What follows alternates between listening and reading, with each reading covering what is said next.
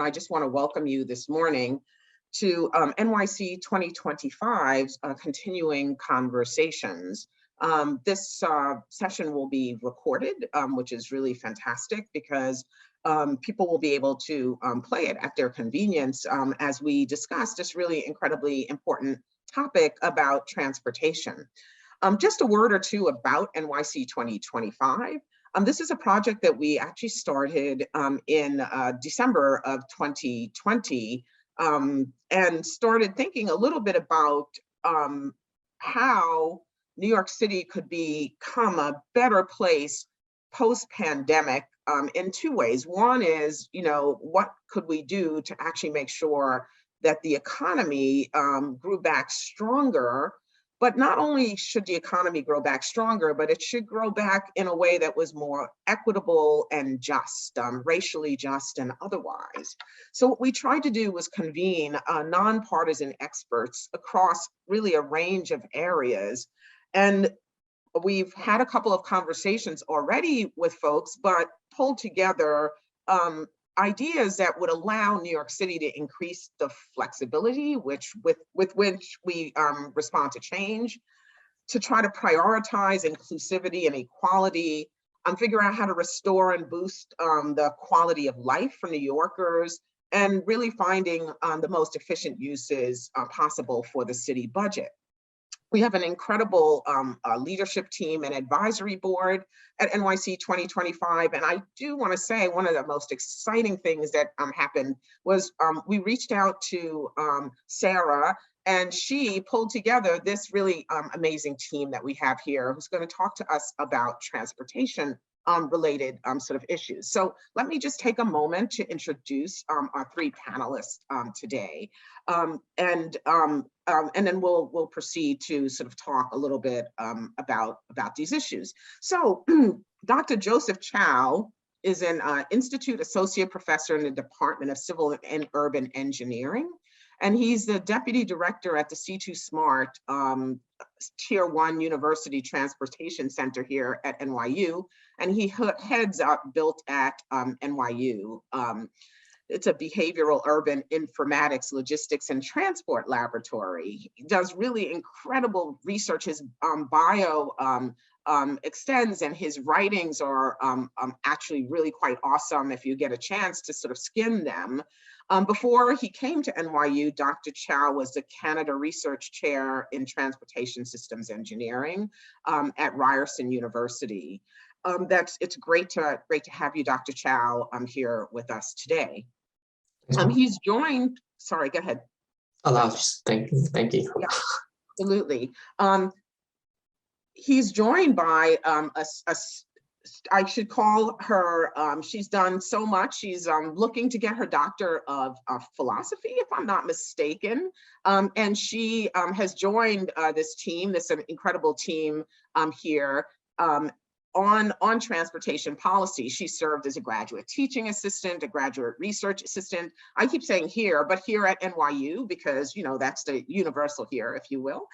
And she has expressed incredible interest in this subject and has written so many sort of papers. She's won a Best Paper Award for highest overall score of the Bicycle Transportation Committee.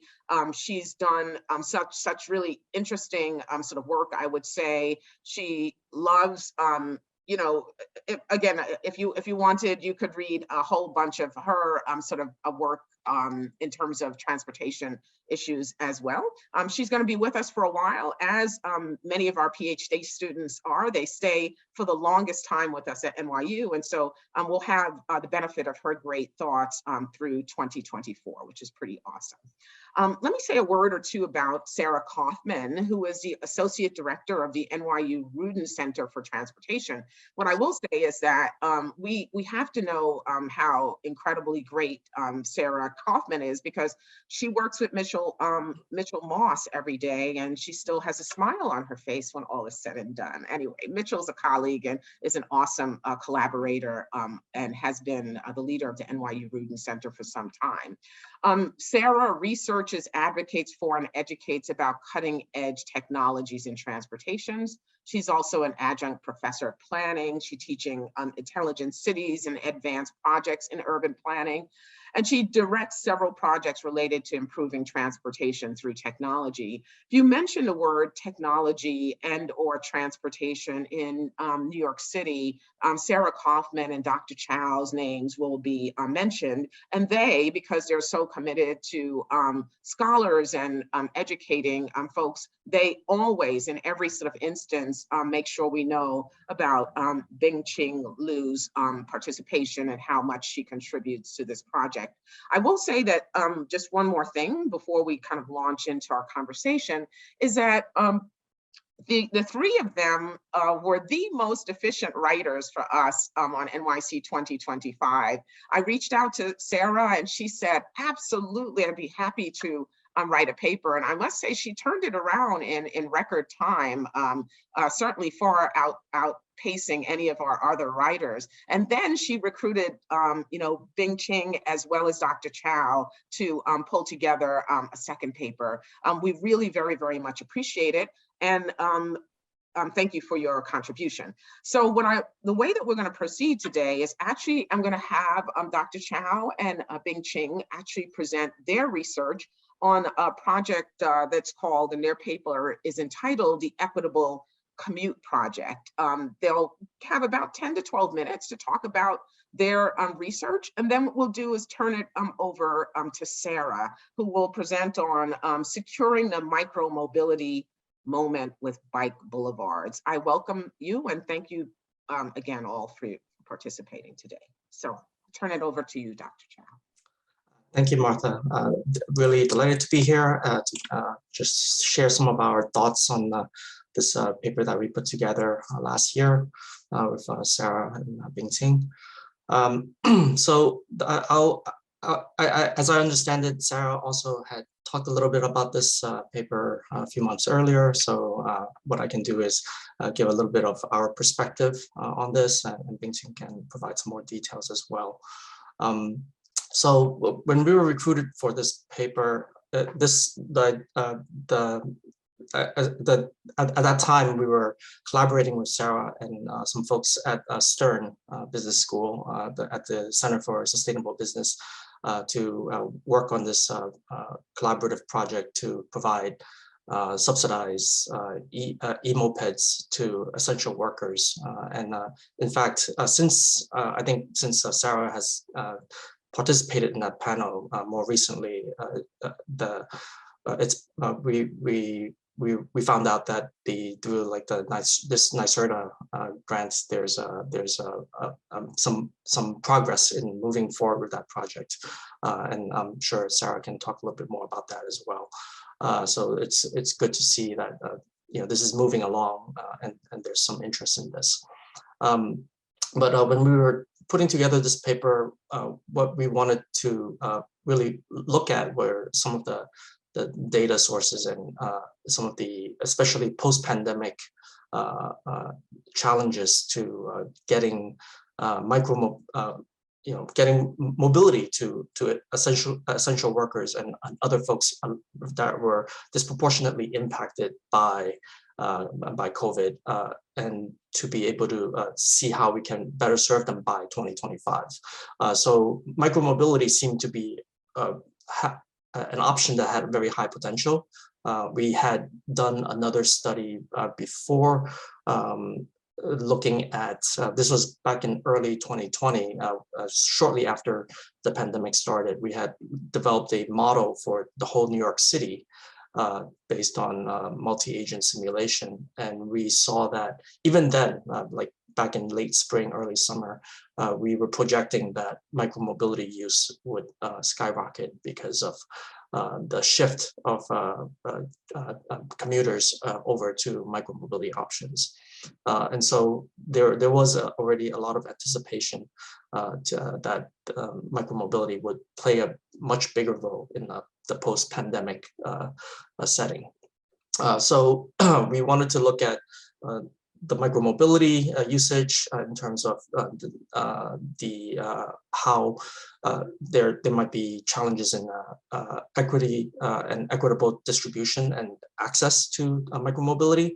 We also wanted to look at safety aspects, and Bingquing can provide a little bit more details on those later on. But the approach that we took was just starting with a lot of the public data sources that we had, right? So we looked at the transit schedule data that we had available to us, and we saw that a lot of the shifts in cutting back on frequency of service for public transit, for example, happening in the off-peak periods, they would tend to impact essential workers much more, right? So we have some statistics on that in our paper. We also try to look at how the distribution of essential workers throughout the city differed significantly from the general population. And this brought up another challenge that we saw while we were looking into this, something that maybe Bingquing might be able to talk a little bit more about, which was what the classification even of essential workers were, because if you look at the CDC guidelines for essential worker categories, they have a certain set of classifications, and there have been other classifications before and after that based on how you use the employment industries, it can lead to different proportions of the employment population. And so it was interesting that even having a clear definition of essential workers based on just looking at the data could be a little bit challenging. And this led us to looking a little bit more closely at the reliability of the data that was available to us. And so when we came up with some of our recommendations, one of our major recommendations was moving forward, there needs to be a closer examination of the data collection and acquisition process. The fact is that there is a lot of public data available.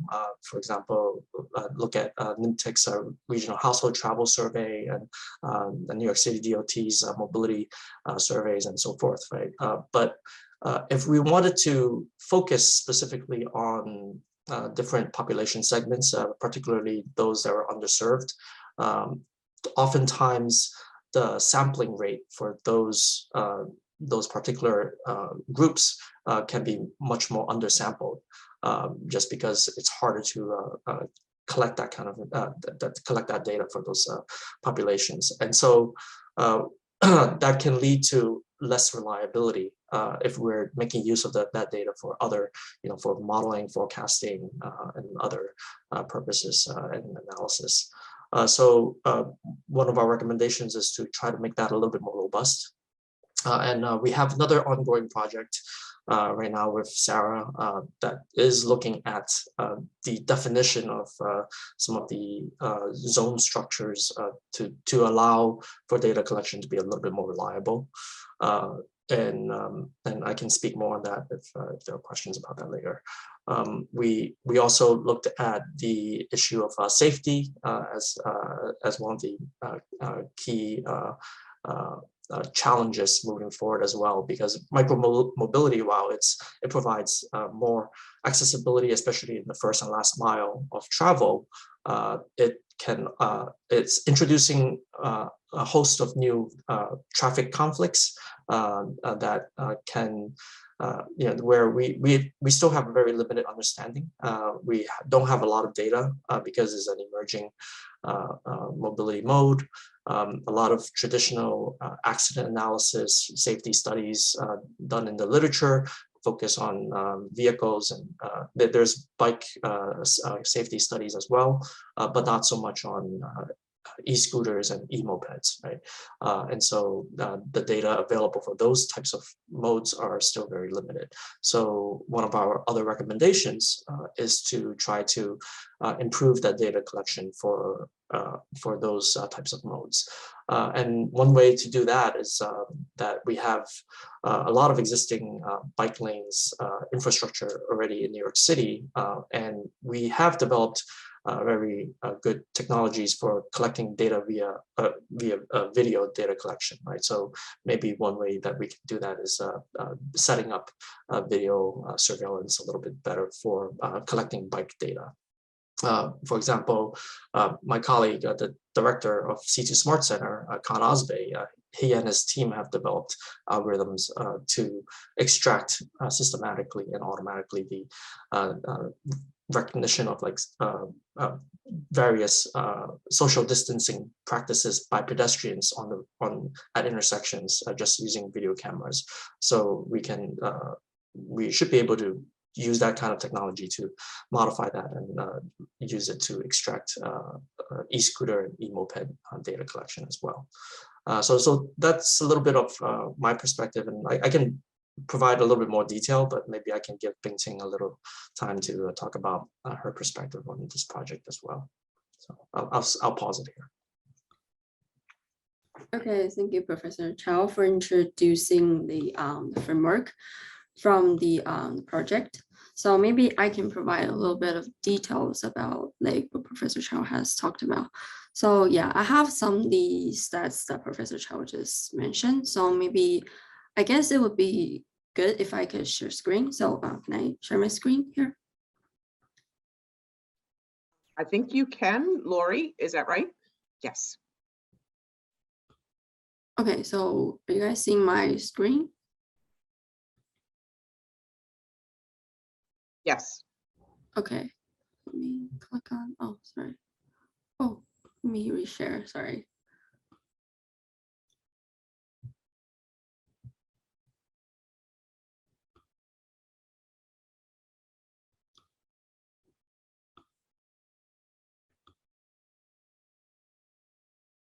Okay, so are you guys seeing like the Yeah, you can change it to duplicate screen instead of. Okay, sorry. Yeah. Let me share again.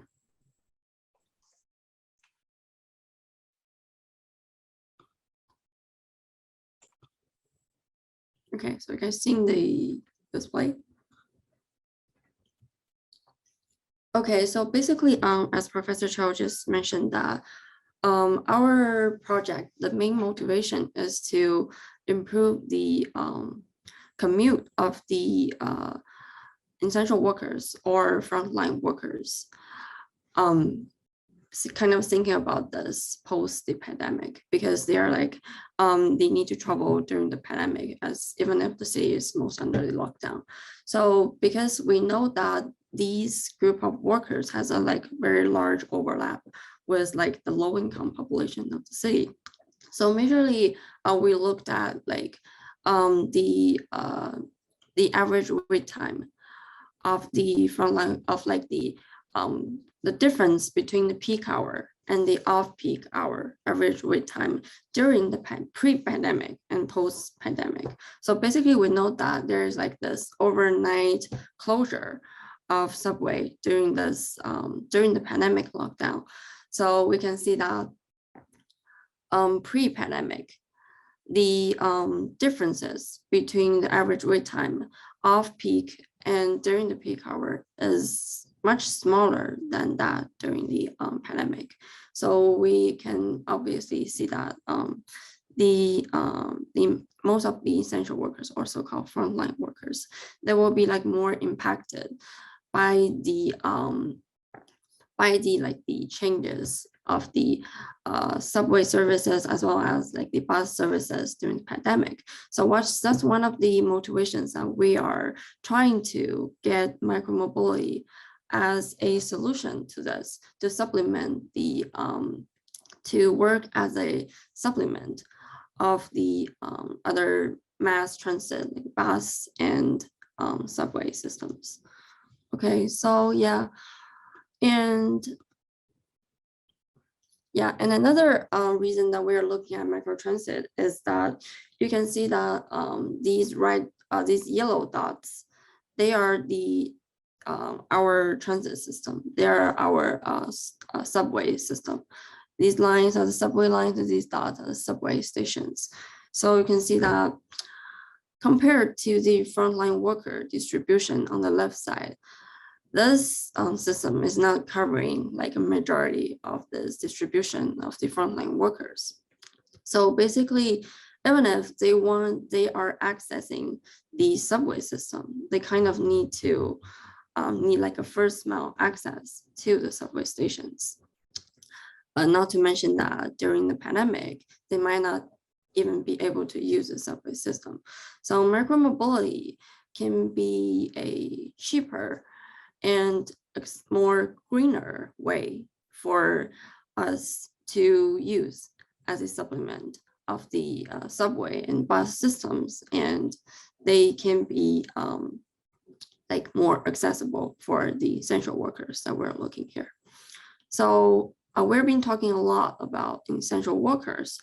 So like actually who are those essential workers that we're looking at? So you can see that I have like a distribution from ACS of the distribution of frontline workers from the cities. But the definition of frontline workers or essential workers can be different from like different contexts. So that's what we have been looking into. So you can see that from ACS, like these different industries has been categorized as the frontline workers. Basically, this means that they cannot work from home. They need to commute, need to travel to get to their work.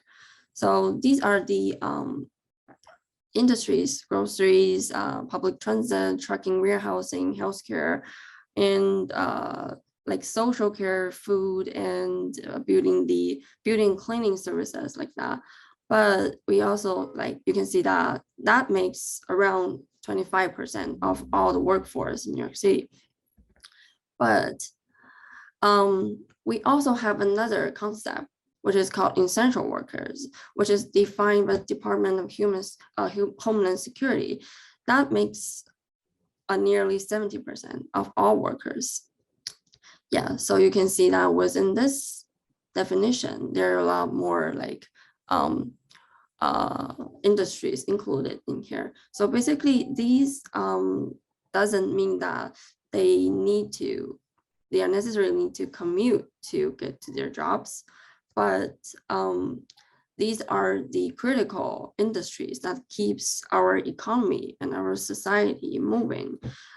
Like if our society is coming to lockdown for like a period of time, and these workers might be the next to be impacted after the frontline workers.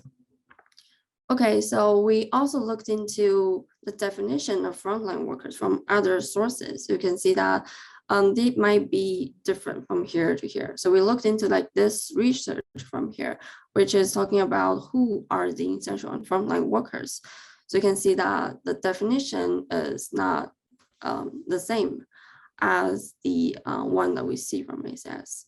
These protective service workers are included in here, and also the other categories. And they may have like large overlaps, but there are some like subtle differences.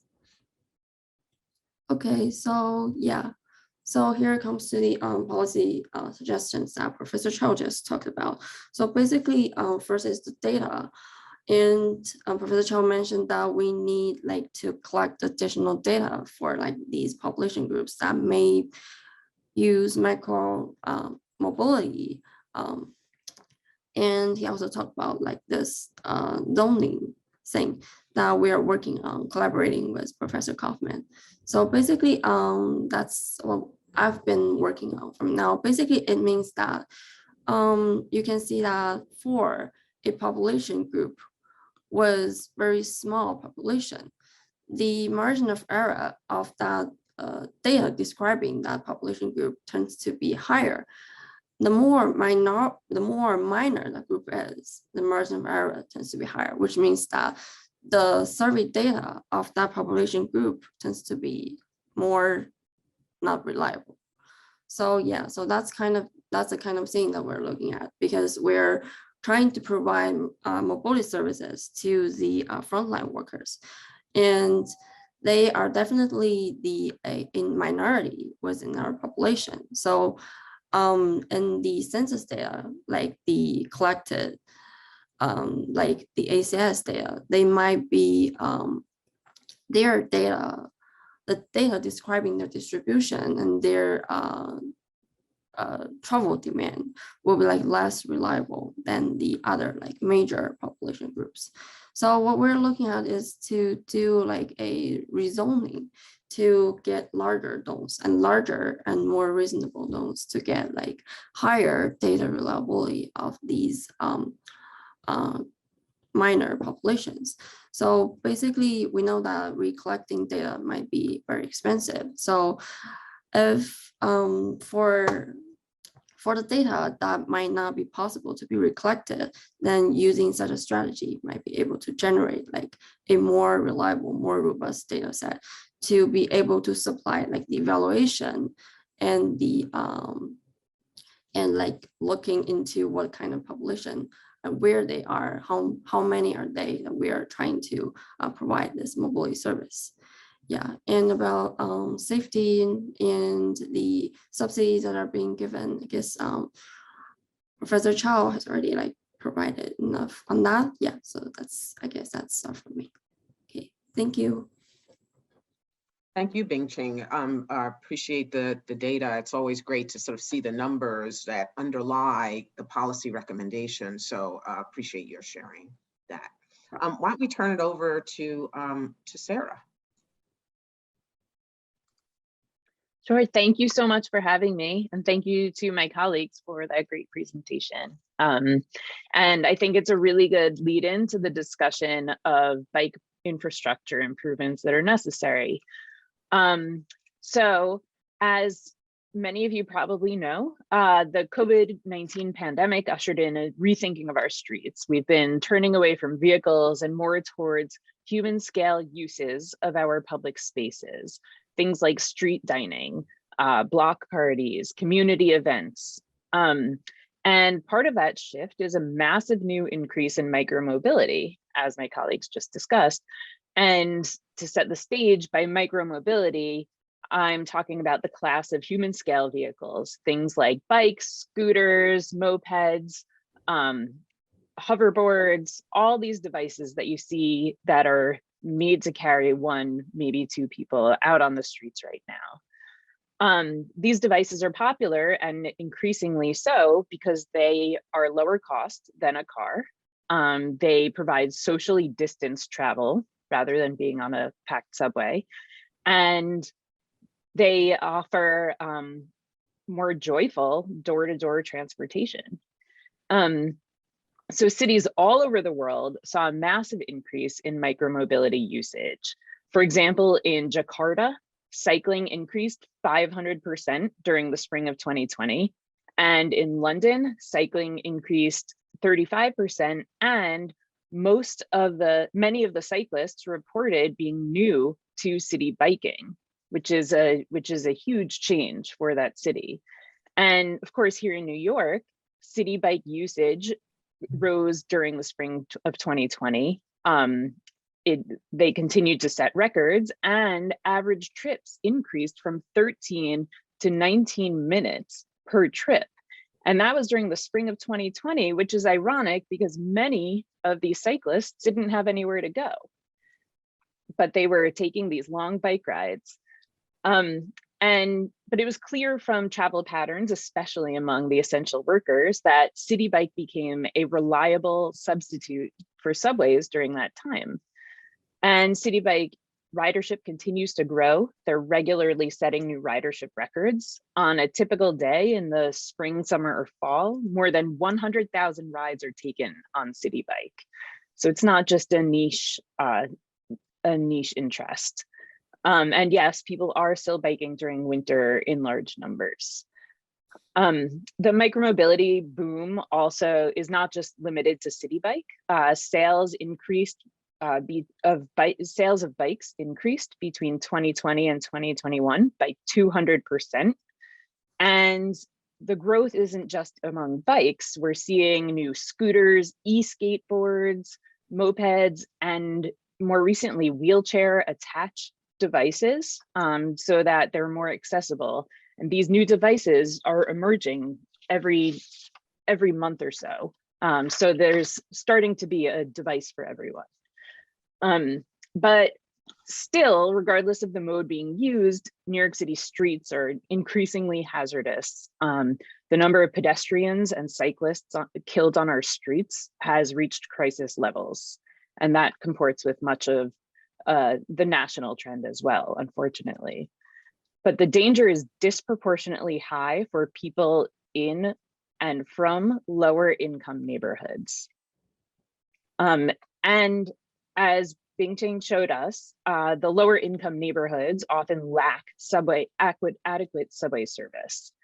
And we at the Rudin Center have linked in the past these inadequate subway services to reduced economic opportunities, access to fewer jobs and schooling opportunities, and also higher rates of unemployment. So by reducing transit access, we need to provide some alternatives if we're not going to improve direct transit. And furthermore, during 2020, New York's 1 million essential workers depended on the weakened transit system, as you saw, which is especially harmful for keeping our healthcare and education and food service functions going. So if we can't get our essential workers to work, we can't keep the city going. And during 2020, high numbers of essential workers took to micromobility, and they used what the city already has, about 1,000 miles of bike lanes throughout the city. But those bike lanes are only partially helpful. About half of them are protected from cars and trucks with physical barriers like curbs or parking lanes, but the remainder only use green paint, which, as you know, is not effective in preventing the swerving of vehicles or the parking of vehicles in these bike lanes. So they're really ineffective as a protective resource. Also, many of the lanes are not contiguous, meaning that cyclists are dropped off in the middle of vehicular traffic, presenting another danger. And according to the New York City Department of Transportation, about 90% of cyclist fatalities happened on streets without bike lanes. So people need access to more and safer bike lanes. In the midst of this bike boom and a need for traffic regulation, of course, it's the time to install bike boulevards. Bike boulevards are basically segments of the road that prioritize micromobility. They reduce street conflicts by filtering out these riders away from car traffic completely. And bike boulevards would help the city keep pace with the growing interest in micromobility and would increase access for transit-starved neighborhoods and immensely improve safety on our streets. Obviously, not everyone can or wants to ride a bike or a skateboard or a moped, but reducing car traffic and reducing the speeds on our streets makes us all safer, whether we're crossing the street or simply walking on the sidewalk. New York's initial rollout should include areas with high numbers of essential workers and reduced subway access, neighborhoods like Canarsie, East New York, and Flushing. Bike boulevards have already been successful in many other cities, including Paris, Milan, and London, which all implemented bike priority routes in 2020 and have kept them going or expanded them. And in 106 European cities that introduced bike lanes in 2020, cycling increased between 11 and 48%. In addition, the profound health benefits of reduced traffic injuries and fatalities help to subsidize the cost of implementing this infrastructure. So I believe New York will benefit from bike boulevards in 3 clear ways. First, we'll see viable transportation options to areas where New Yorkers, especially essential and shift workers, endure long commutes on off-peak transit, where they pay heavily for car services, and where they face especially hazardous streets. Secondly, we'll see improvements to all street users, especially pedestrians, who are safer when bike lanes are present due to the buffer between themselves and vehicles. Along bike boulevards and their sidewalks, will enjoy cleaner air and less noise. And finally, we'll increase the diversity of cyclists, who tend to be male and higher income. This is due to women's safety concerns and the costs of owning and storing bikes. However, when City Bike offered free memberships to essential workers, the ridership vastly diversified, showing that with more infrastructure and lower costs, we'll get more cyclists riding. Of course, we'll need to add bike parking like unipods throughout the city. So in summary, and I'd love to get to more discussion about this, but in summary, if we're aiming for a recovery that's equitable and sustainable, we will need safe, protected, and connected bike boulevards for all. So thank you very much. Thank you, Sarah. Thanks, Dr. Chow. Thanks, Bingquing. Really, really great conversation. So I have it may be a slight digression, but I wondered if you all could talk a little bit about injuries caused by some of the options that you're talking about, and whether or not there's been any sort of thinking about like an overarching umbrella insurance policy or something along those lines. I'm just kind of curious about that before we sort of delve into, you know, who gets to implement this? How do we make sure that your great ideas happen? So I just wondered if you might comment on that, and especially interested in, is that a concern in other places that you cited, and do they have any kind of insurance system to protect against any injuries that might result from, you know, bikers or moped users and the like?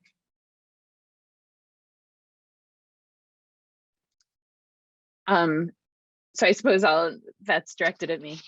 It seems like they're letting you, they're deferring to you. So I'd be interested in all of your thoughts, but go for it, Sarah. Thank you. Sure. So if we look at systems like Revel, they do have insurance built into their platform. So Revel riders are covered under insurance, and I believe that the new e-scooter models in the pilot in the Bronx also has an insurance requirement built in to the system. The thing is that because New York has been has held off on scooter sharing systems, many New Yorkers have taken it upon themselves and purchased their own scooters, which are widely available from places like Costco and Amazon, which of course do not come with an insurance plan. And yes, every time we discuss the topics of bikes and micromobility, the issue of kind of bad actors comes up. And so yes, there is a need for increased enforcement of people who ride e-bikes on sidewalks, for example. But that the same is true and more true for vehicular traffic, which does far more damage on a daily basis in the city. Yeah, I was going to add that I haven't looked too much at the insurance aspect, but I think it ties pretty closely to the need to have more data available for this this mode of transportation. And I mean, looking at some of the existing practices in insuring these travel, there might be opportunities to have some kind of requirement for like users that use micromobility to kind of share their GPS data or something, so that looking at, you know, good behavior or bad behavior, and that can help that aspect and get like better insurance premiums and such. But I think also a lot of the safety aspect is also from the vehicular side, and that's something that we need to really observe more closely too. Yeah, thank you. That's really very helpful to sort of think about. So my kind of question, I guess, for all of you is so you put out all these fantastic ideas and certainly have been working with others, whether it's working with Stern and community groups and the like. So I wondered if you would say a minute or say a moment or two about implementation. So in a city government that we have, which is, pretty sophisticated, lots of different agencies. Clearly, the Department of Transportation has a role to play. How does one kind of prioritize what needs to be done and then who needs to do it? Like, how do we get this stuff implemented? Okay, so yeah, I can talk a little bit about that. I think there's two challenges here. One is that this is fairly new mode, right? In terms of so knowing how it would impact the community, there's a lot of unknown there. So there needs to be a good learning process for the city, for the agencies. At the same time, transportation services, they tend to be very heterogeneous in different markets, different cities, and so that compounds that challenge even further. I think New York City's like DOT agencies and such, they've done a pretty good job of developing pilots, working with providers to evaluate different local implementations to test and see how well they would perform. And I could see that, in the next few years, that's what they would also strive to do. They've done this pretty well with like e-scooter pilots, and I think once if there's a potential to set up some kind of collaboration to look at some of the other services, moped operations and such, especially for these essential workers, maybe even the Equitable Commute project in the Bronx area, that that's something that can be expanded further. Those could be targets to kind of examine further. So. I think that mostly covers it, but I do want to add that New York City's hands are somewhat tied because so much of our transportation legislation is tied up at the state level. For example, New York City is unable to make decisions about speed limits or automated traffic enforcement devices like red light cameras and speed cameras because they have to be approved through the state. So that's a major advocacy effort at this point to get kind of home rule for the city to manage our streets a lot better. And I think that would be a huge first step in making our streets safer. That's great. That's really important to be able to understand what are the, sort of levers that one might be able to actually push, pull, otherwise to actually make something kind of like this actually happen. So I actually, it's really funny. I was a very early bike rider, likely before any of you were born, in the transit strike in 1981. And I live in not quite one of the places that you would call a transit, or transportation desert, but I grew up in Brownsville. So, very close to kind of the Canarsie border. I mean, we did have a train line that went by, but during the transit strike back in 1981, I actually rode my bike from Brownsville to NYU, which is where I was an undergraduate student. It was quite a commute, and it was absolutely along Eastern Parkway and sort of not, sort of safe. So it's sort of interesting to me to think about, where we are today versus where I was back in 1981 when I was riding my bicycle. I wondered if you might talk about, the community groups that you include in your conversations to ensure that this is kind of an inclusive, sort of policy recommendation. So, who's out there in Canarsie and Brownsville and kind of Eastern Queens thinking about these issues that if we wanted to join up with them, we would know kind of who they are. I wondered if you might comment about that. Sarah, maybe. Sure. So at this point, a lot of the work is done through two major avenues. And so when you talk about Eastern Queens, we're talking about many of their essential workers work at our airports. And so, so one way to engage with the community is through the employer. And we're doing that through the Equitable Commute project. We're doing that through major healthcare employers. And right now, the Equitable Commute project is focused on the Bronx as a starting point. And so we're working with the Montefiore Health System, as well as the Hope Project and several different organizations that are deeply engaged in the community there. But in terms of cycling, because much of that comes from grassroots advocacy efforts, those are going through neighborhood advocates from within the communities. And so Transportation Alternatives has become a major partner in engaging neighborhood residents who may be interested in cycling, may need training, may need access to bikes. And so the advocacy work there helps with all of those aspects. Any other things, Dr. Chow, Bingquing, that you would add? I don't have anything to add to that, but I did have a question for Sarah about that. So in those cases, are we looking at something where like those advocacy groups can work with city agencies to develop more formal training programs, you think?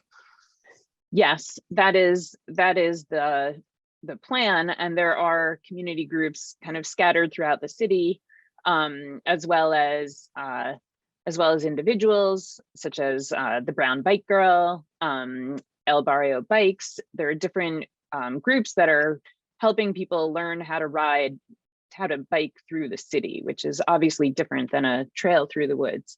And so engagement with those groups and through those advocates and individuals helps formulate policy proposals that then are submitted to the city. Usually they're a lot more ambitious than what the city can do, but it's a starting point. That's great, thank you. And maybe it would be useful for us to actually even add to our site, our NYC 2025 site, some of the groups that you've been working with, so that people can reach out to some of those groups if they're really interested in more ideas as well as a perspective on this. There's a question that came in. Were you able to capture any destination insights / trends for essential workers in the data that you use? Actually, on the data that we're using, the wait time data that we have been looking into is from the GDFS data. Actually, I think we don't have that kind of information here captured.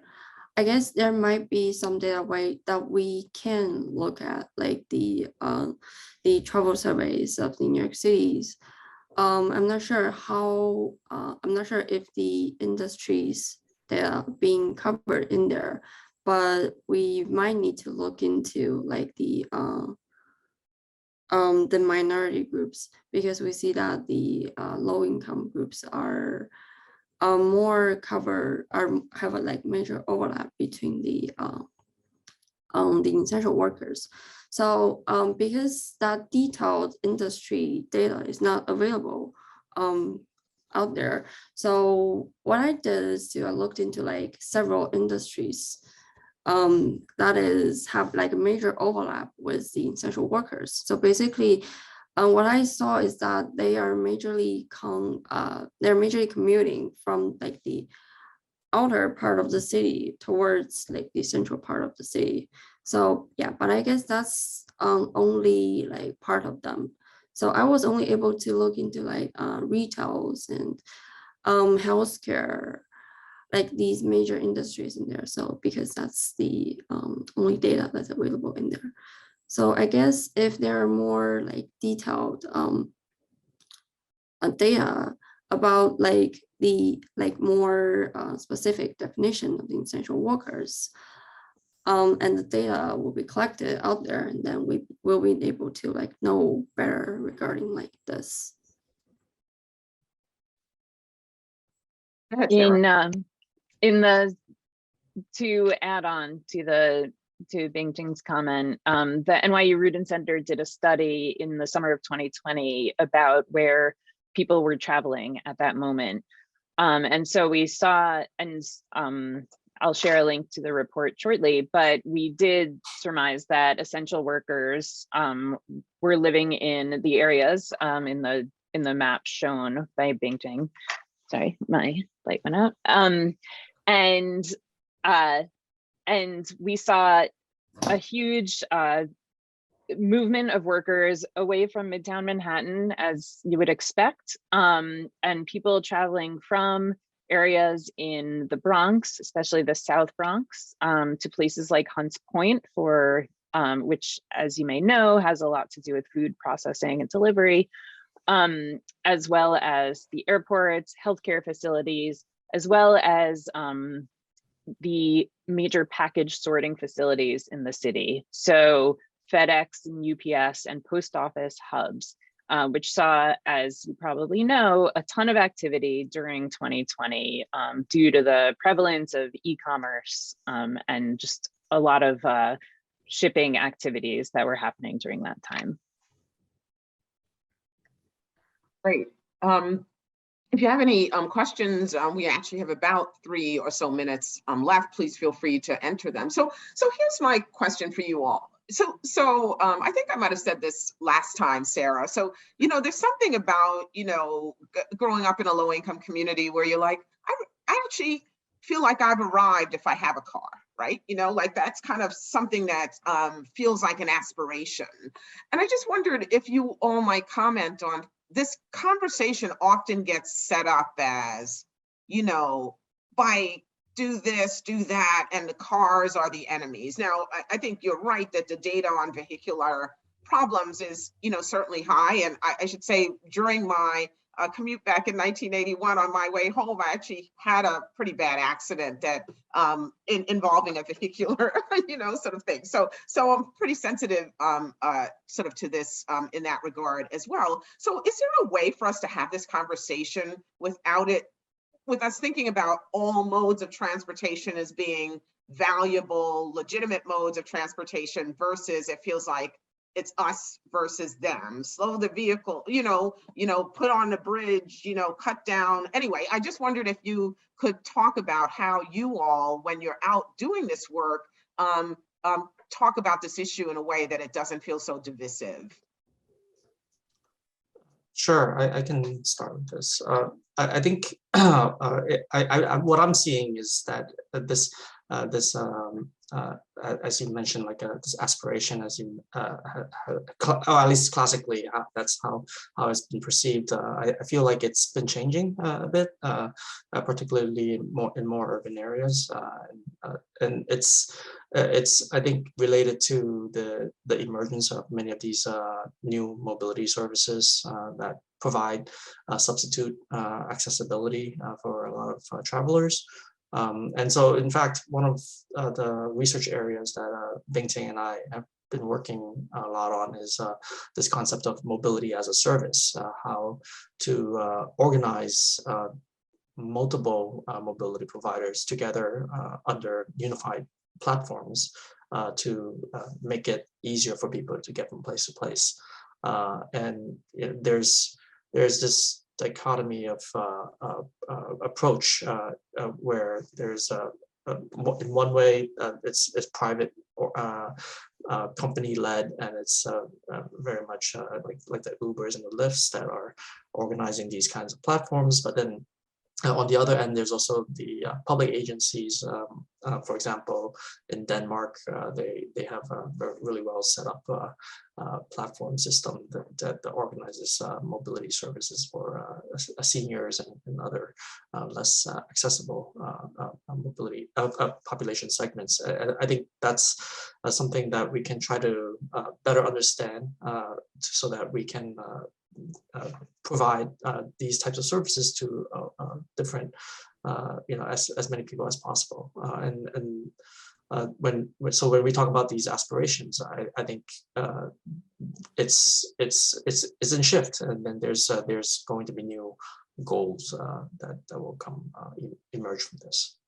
I don't know if Sarah might have some comments to add to that. I agree with what you're saying, and yes, it is certainly aspirational in some communities to buy a car, and it used to be aspirational to own a home as well, which is seeming less likely in younger generations because it's less of a possibility. And before COVID, we were seeing a decline of interest in vehicles. Fewer teenagers getting driver's licenses, fewer people purchasing vehicles because they didn't want to take on the additional debt on top of things like student loans. And so it'll be interesting to see how it shakes out over the next few years. But the younger generations have an increased focus on sustainability and community, and a lot of that goes hand in hand with reduced car usage. So I do think that there will be a shift in the long run. Great. Unfortunately, we're going to have to close off this conversation, and really appreciate the three of you being here, talking about your paper. There are links to the paper in the chat, but just visit NYC 2025 on NYU Wagner's website if you want to really delve into and get some of these ideas that were expressed in the paper. Really well done. Want to thank you, each and every one of you, for both being here, the folks in the audience. Just know that a video is available, which we will be sharing widely, so more people who perhaps weren't able to be here for scheduling reasons will be able to actually see this conversation. Sarah, Bingquing, Dr. Chow, thank you so much for your time and for your contribution, and stay tuned. We'll keep updating the papers with data and information for all of us to keep track of how each of these proposals are being implemented. So thank you again for your time. Appreciate it. Thank you very much. Thank you. Thank you.